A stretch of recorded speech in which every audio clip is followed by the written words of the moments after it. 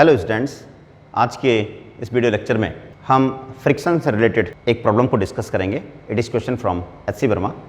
एक बहुत ही अच्छा क्वेश्चन है कि जहाँ पे टू ब्लॉक्स हमें गिवन होते हैं और उनके बीच में फ्रिक्शन दे रखा है, 2 और 3 ब्लॉक हो सकते हैं।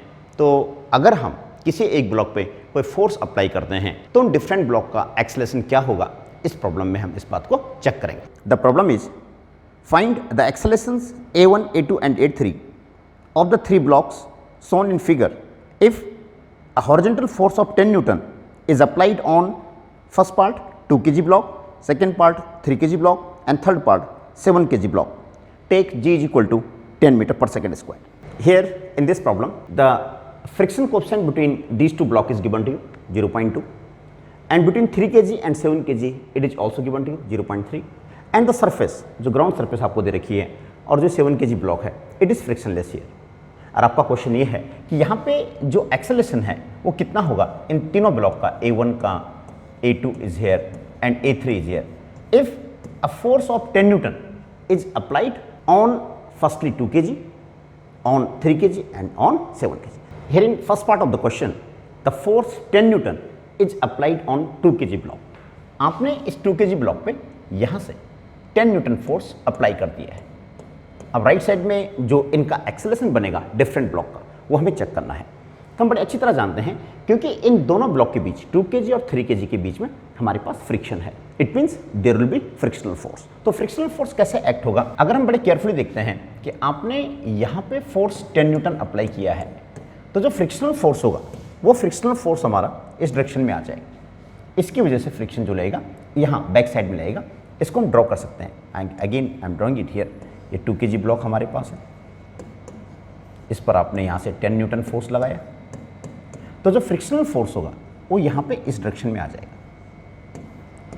F1। यहाँ पे जो 2 kg ब्लॉक है इसका वेट डाउनवर्ड काम करेगा M1G और इस पर नॉर्मल डायरेक्शन अपवर्ड आ जाएगी N1 और ये इसकी वजह से जो वेट है दैट इज हियर M1G। तो इन दिस वे जो फोर्स ऑफ फ्रिक्शन लगेगा F1 that you know very well, it will be μ1 N1 and F1 is equal to μ1 N1 is M1 into G। अगर हम वैल्यू पुट करते हैं it comes out to be μ1 is given to you, it is 0.2, M1 is here, M1 is 2 kg into G is here 10 is here, F1 is equal to 4 Newton. तो ये हमारे पास frictional force है जो यहाँ पे act कर रहा है। अब हम बड़े केयरफुली देखते हैं, अगर 2 kg ब्लॉक की वजह से जो फ्रिक्शनल फोर्स एक्ट होगा वो 2 kg पे इस डायरेक्शन में एक्ट होगा क्योंकि मोशन को अपोज करेगा। लेकिन यही फोर्स अगर हम 3 kg को देखते हैं तो 3 kg ब्लॉक पे it is here, 3 kg block पे ये फोर्स इस डायरेक्शन में आ जाएगा and it will B F1 here. ये बात आपने ढंग से समझनी है। तो इस 3 kg की वजह से इस पे फ्रिक्शन बैक साइड लगेगा और इसकी वजह से फ्रिक्शन फॉरवर्ड डायरेक्शन में आ जाएगा। तो बड़े केयरफुली अगर हम देखें इसको, 2 kg ब्लॉक को अगर स्टडी करते हैं तो फॉर 2 kg ब्लॉक तो यहाँ पे राइट साइड में फोर्स कितना लगा हुआ है 10 न्यूटन, 10 माइनस लेफ्ट साइड में कितना फोर्स लगा हुआ है F1 is equal to mass into acceleration. Mass is M1, acceleration is A1। 10 minus F1 कितना आपके पास, इसका मैंने फ्री बॉडी डायग्राम डिस्कस किया है, is 4 is equal to mass is 2, acceleration is A1 it comes out to be 6 is equal to 2A1 and in this way A1 comes out to be 3 metre per second square. It is the acceleration of this block 2 kg। ये 2 kg का हमने acceleration calculate कर दिया है। अब बात करते हैं 3 kg ब्लॉक की। अगर हम 3 kg ब्लॉक को देखें तो यहाँ पे इस 3 kg पे जो ड्राइविंग फोर्स है, ये जो F1 है, ये ड्राइविंग फोर्स का काम कर लेगा। ये पॉइंट जरा आपने बड़े केयरफुली समझना है। It will be acting as driving force. तो कहीं पर भी रिलेटिव मोशन के लिए एक एसेंशियल कंडीशन हो जाती है कि जो ड्राइविंग फोर्स होना चाहिए that must be greater than the maximum force of friction. यहां पे आपके पास एक ब्लॉक और गिवन है and this block is 7 Newton, 7 kg। इस 3 kg के नीचे 7 kg ब्लॉक और है। अगर इन दोनों के बीच में हम फ्रिक्शन को चेक करते हैं, सॉल्व करते हैं तो फ्रिक्शन कितना आता है उसको बड़े केयरफुली देखेंगे। तो यहाँ पे जो फ्रिक्शन बनेगा वो फ्रिक्शन आपका हो जाएगा, आप देख सकते हैं यहाँ पे the friction will be here, this friction is F2। अब यहाँ पे जो फ्रिक्शन इस 3 kg और 7 kg के बीच में होगा। यहाँ पर आपको म्यू 2 गिवन है, this mu 2 is given to you and it is here 0.3, ये आपको मेंशन्ड है। अब आपने ये देखना है कि ये जो फोर्स F2 होगा ये कितना होगा। तो बड़े केयरफुली अगर हम देखें इस पॉइंट को, तो आपने जो प्रॉब्लम शुरू की थी स्टार्टिंग से, आप अच्छी तरह जानते हैं कि यहाँ पे आपके पास 7 kg है, इट इज हियर 3 kg, और इसके ऊपर कितना 2 kg है। अब जो फ्रिक्शन में डिस्कस कर रहा हूँ, यहाँ पे डिस्कस कर रहा हूँ, यहाँ पे फ्रिक्शन को हमने चेक करना है। तो इस फ्रिक्शन के लिए जो नॉर्मल रिएक्शन होगी वो नॉर्मल रिएक्शन इन दोनों की वजह से होगी। तो यहाँ पे नॉर्मल रिएक्शन कितना आ जाएगा, N2 will be equal to mg। तो mg कितना हो जाएगा, मास इंटू जी। मास कितना आपके पास यहाँ पे 2 + 3, तो कितना हो जाएगा 5 × g, ये नॉर्मल रिएक्शन हो जाएगा। तो फ्रिक्शन कितना हो जाएगा यहाँ पे F2, you getting it, F2 become equal to here μ2 N2, और ये कितना आ जाएगा F2 is equal to μ2 is given to 0.3, M2 कितना आपके पास, N2 इज 5 × g। आप ये वैल्यू पुट कर दीजिए, आपका आंसर आ जाएगा F2 is equal to 0.3 × 5 and g is here 10। In this way you getting it, F2 comes out to be 15 newton. अब एक इंपॉर्टेंट पॉइंट है जो आपको बड़े केयरफुली समझना है। अब यहाँ पे जो ड्राइविंग फोर्स है F1 जो इस सिस्टम को आगे ले जाएगा, यहाँ पे कोई फ्रिक्शन नहीं है। अगर आप ढंग से देखें तो यहाँ पे there is no friction at all, ये तो फ्रिक्शनलेस है। यहाँ तो म्यू की वैल्यू 0 है हमारे पास, this μ3 0, there is no friction at all, यहाँ इस सरफेस पे कोई फ्रिक्शन नहीं है। Here driving force is F1 and F1 is equal to 4 newton, ये आपने कैलकुलेट कर रखा है कि ड्राइविंग फोर्स इस सिस्टम पे लग रहा है वो कितना 4 न्यूटन है। लेकिन फ्रिक्शन का जो मैक्सिमम फोर्स है, जो फ्रिक्शन हमारा यहाँ पे एक्ट हो रहा है, सॉल्व करके जो आया है, द फ्रिक्शनल फोर्स, और वो मैक्सिमम कितना है आपका, it comes out to be F2 and it is maximum, और वो वैल्यू कितनी आई हमारे पास, it comes out to be 15 newton. It means driving force की वैल्यू फ्रिक्शन फोर्स से कम है। तो हम अच्छी तरह जानते हैं अगर ड्राइविंग फोर्स की वैल्यू फ्रिक्शन से कम हो जाती है तो वहां पे रिलेटिव मोशन नहीं होगा। इट मीन्स जो 3 and 7 kg ब्लॉक है, 3 kg, ये दोनों ब्लॉक एक साथ मूव करेंगे। जब दोनों ब्लॉक एक साथ मूव करेंगे तो उस कंडीशन में आप इसका एक्सेलरेशन कैलकुलेट कर सकते हैं। तो उस समय एक्सेलरेशन कितना हो जाएगा, acceleration A is equal to that you know very well, force upon mass 4, and what is the net mass here 7 + 3। तो आपका आंसर आ जाएगा 4/10 and that comes out to be 0.4 metre per second square. Therefore, the acceleration of second block as well as acceleration of third block will be equal to 0.4 meter per second square. Let me discuss the second part of the problem. और ये है कि 10 Newton force is now applied on this middle block, 3 kg block. तो अभी problem में पूछ रखा आपको कि जो 10 Newton force है हमने यहाँ अप्लाई करना है। तो अगर 10 Newton force आपने यहाँ अप्लाई कर दिया है, अब आपको इन तीनों ब्लॉक का एक्सेलरेशन कैलकुलेट करना है। अप्लाइड फोर्स ये है। इस क्वेश्चन को डील करने के लिए आप बड़े अच्छी तरह समझ रहे हैं कि यहाँ 2 kg और 3 kg इन दोनों के बीच में कोएफिशिएंट ऑफ फ्रिक्शन गिवन है, एज वेल एज 3 kg और 7 kg इन दोनों के बीच में कोएफिशिएंट ऑफ फ्रिक्शन गिवन है। इसका मतलब ये हुआ कि यहाँ पे एक फ्रिक्शनल फोर्स एक्ट करेगा जो हमने अभी डिस्कस किया था F1।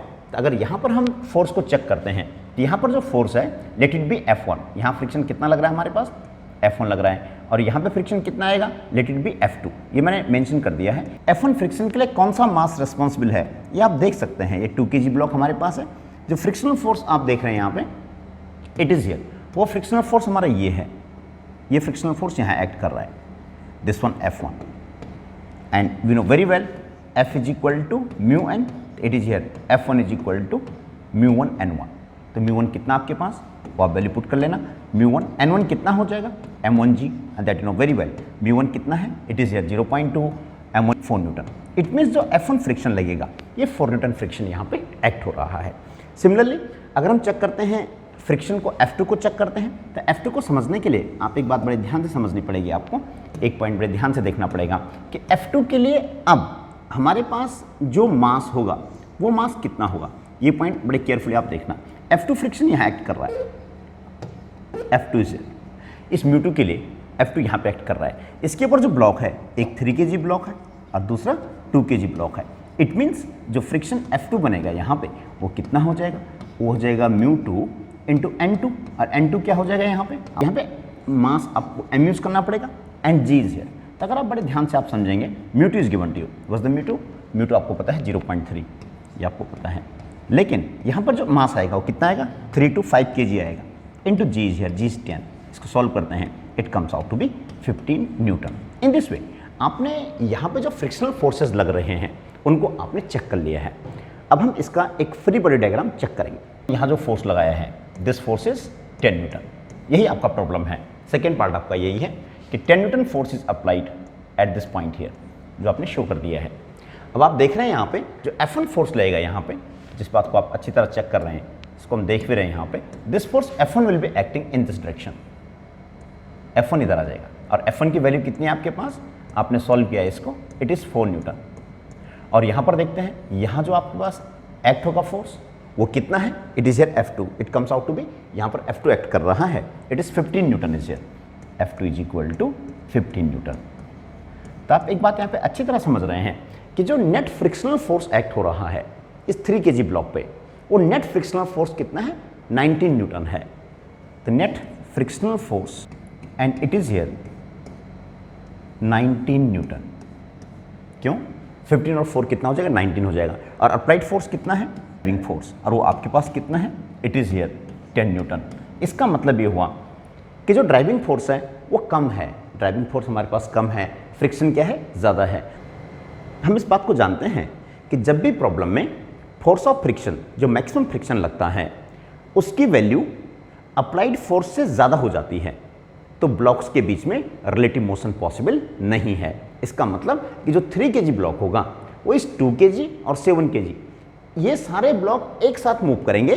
उसकी वजह यह है कि यहाँ पे आपके पास कोई फ्रिक्शन नहीं है, ये सरफेस हमारे पास फ्रिक्शनलेस है, और यहाँ पे जब कोई फ्रिक्शन नहीं है तो जो तीनों ब्लॉक हैं ये तीनों ब्लॉक एक साथ मूव करेंगे। सिस्टम एज ए होल, ये पूरा सिस्टम एक साथ मूव करेगा विद एक्सेलरेशन a। तो वो एक्सेलरेशन कितना हो जाएगा, force F will be equal to mass into acceleration.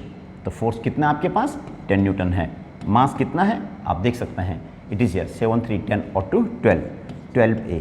In this way acceleration a comes out to be here 10/12। अब इसको सॉल्व करेंगे, it comes out to be 5/6 metre per second square. Therefore, your answer is all the blocks will move. A1 is equal to A2 is equal to A3. These all the blocks will move with same acceleration and which is equal to 5/6 metre per second square. इस बात को समझने का important point ये है कि किसी problem में अगर ड्राइविंग फोर्स की वैल्यू मैक्सिमम लिमिटिंग फोर्स से कम होता है तो उस केस में दो ब्लॉक के बीच में रिलेटिव मोशन पॉसिबल नहीं होगा। Now the last part of the question is the 10 Newton force is now applied on this 7 kg block.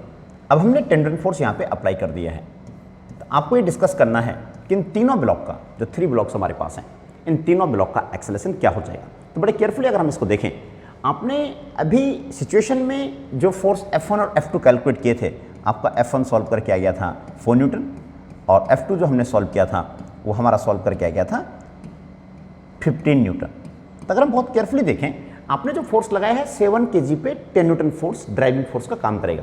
तो इस डायग्राम को अगर मैं यहाँ ड्रॉ करता हूँ, I am discussing here the third part of the problem. अब यहाँ पे आपके पास 7 kg ब्लॉक है, यहाँ पे आपके पास 3 kg ब्लॉक है, यहाँ पे as well as 2 kg block हमारे पास ये है। It is mention to you, it is here 7 kg। यहाँ पर आपने 10 न्यूटन फोर्स इस 7 kg ब्लॉक पे अप्लाई कर दिया है। There is no friction at all, यहाँ पे फ्रिक्शन 0 है। कि यहाँ पे जो ये फोर्स यहाँ एक्ट कर रहा है, जो फ्रिक्शन यहाँ पे एक्ट कर रहा है, this friction F2 is equal to 15 newton. अब आप इस बात को अच्छी तरह समझ सकते हैं कि आपने 7 kg ब्लॉक पे ड्राइविंग फोर्स कितना है 10 न्यूटन है और फ्रिक्शन फोर्स कितना हो गया 15 न्यूटन हो गया। ये हमने अभी चेक किया था कि किसी प्रॉब्लम में अगर ड्राइविंग फोर्स की value maximum force of friction से कम आ जाती है तो उनमें ब्लॉक के बीच में रिलेटिव मोशन पॉसिबल नहीं है। सेम थिंग इज हियर, यहाँ पर भी ड्राइविंग फोर्स कितना है 10 न्यूटन है और फ्रिक्शन कितना हो गया 15 न्यूटन हो गया। It means there will be no relative motion between the blocks, यहाँ पे कोई रिलेटिव मोशन नहीं हो पाएगा। तो ऐसी सिचुएशन में तीनों ब्लॉक एक ही एक्सेलरेशन से आगे मूव करेंगे। तो यहाँ पे टोटल मास कितना हो गया हमारे पास? टोटल मास हमारे पास हो गया, this mass is 12 kg and force कितना है? 10 न्यूटन है। Therefore we know very well F is equal to ma mass into acceleration and therefore acceleration A is equal to F by m। Applied force कितना है हमारे पास? It is 10 newton. Mass कितना है? 12 kg। इसको solve करेंगे, it comes out to be here 5/6 metre per second square and therefore acceleration of all the blocks will be same here. A1 will be equal to, A2 will be equal to, A3 will be equal to 5/6 meter per second square is the answer for third part.